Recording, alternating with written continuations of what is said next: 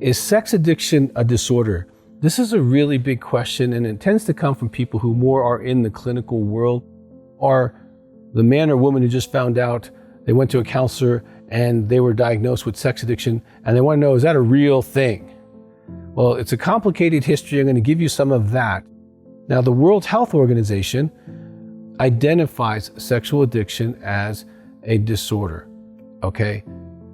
In America, we use the DSM, okay, and it's 5 right now, it'll be 6, it'll be 7, it'll be 8. That is a privately held company that publishes the book that we get disorders from. Now, in that company that we have, for over the last 2 decades, have been filing to appeal to get into the DSM as a diagnosis. As of yet, there's a struggle between, is it sexual compulsive disorder or is it sexual addiction disorder? And they have yet to resolve that because the sex addiction field started with those 2 different planks.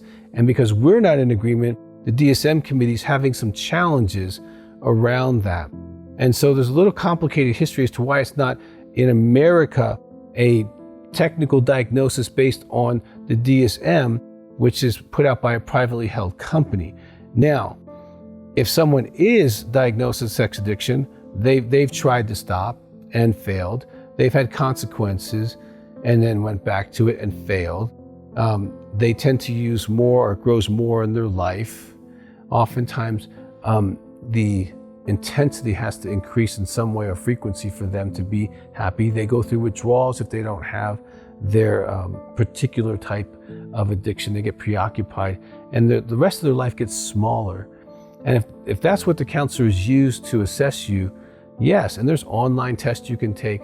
But here's the thing, most people I know who are sex addicts know they're sex addicts. I mean, I've been doing this for over 35 years, and most people before the computer, before they could Google, and before they could go on and read all the blogs about it is, it isn't, because you're going to Google whatever you want, you're going to find whatever information you really want to find. But even before all of that was available to humanity, when life was good, and you didn't know everything you didn't know, okay, they knew they were sex addicts. They knew they were out of control. They knew they were doing things in a secret world. They had a belief system that if you really knew me, you wouldn't love me. They felt the pressure to keep going and going and going, even though they knew this was self-destructive. And if they had a spiritual background in their life, they knew it was wrong from a spiritual perspective. And so they often got caught and they realized they had to change, and it woke them up into sanity and sobriety. The 12-step movement on sexual addiction has been around since the late 80s.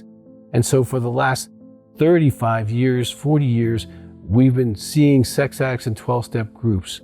The treatment for sexual addiction, professional treatment, I'm talking hospitals, counselors, that has been going on also since the 80s.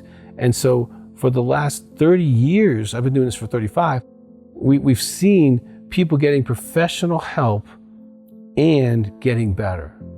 So when we use the addiction model for recovery, I've seen tremendous results. So from a clinical perspective, if you can treat it and it gets better and you can assess it, that would make it something that would be identifiable, maybe not necessarily in the word disorder, but it definitely is a disorder of that person's life.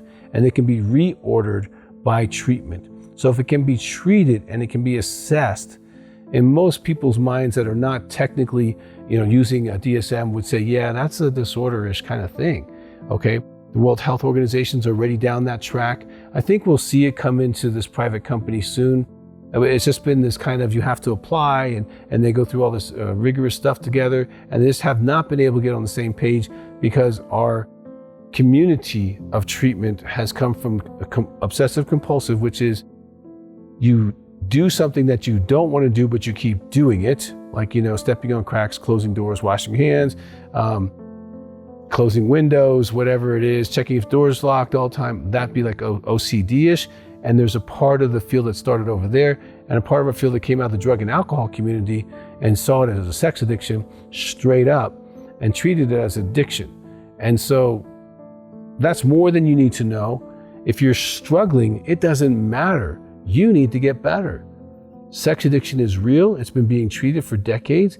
There's hope. There's support groups. There's lots of things you can do. You can always call our office and get help. You can do a 3 or 5 day intensive and get help. You do not have to stay stuck if you're a sex addict. And if you're married to a sex addict, the partner betrayal trauma is just as statistically real, okay? And that'll be even longer if that becomes a diagnosis. But we have definitely done the research on that. Your PTSD, depression, self-esteem impact, the way it just damages you is so real and statistically proven. You can get help for that as well. Because sex addiction is not a Lone Ranger problem. When you're married, it affects everyone in the marriage, in the family. And so everyone's damaged, even the children. We did a book called Beyond the Bedroom, where adult children gave us a lot of research on the impacts on their life on having a mother or father who is a sex addict. So please, if you're struggling with sexual addiction, don't go looking to try not to be a sex addict. You already know. Try to do the research on getting better so that your life can be free, so that you don't have a secret life. You don't have to have passwords on everything. You don't have to have anxiety about someone finding out about what you're really up to. You can be free, present, connected, have a better sex life, have better finances, have a better quality of life, and that's what you deserve to have.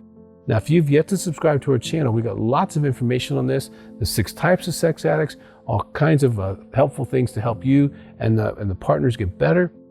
And if you have a comment or a question, please put it in the comment box. I'll be happy to get back to you as soon as possible.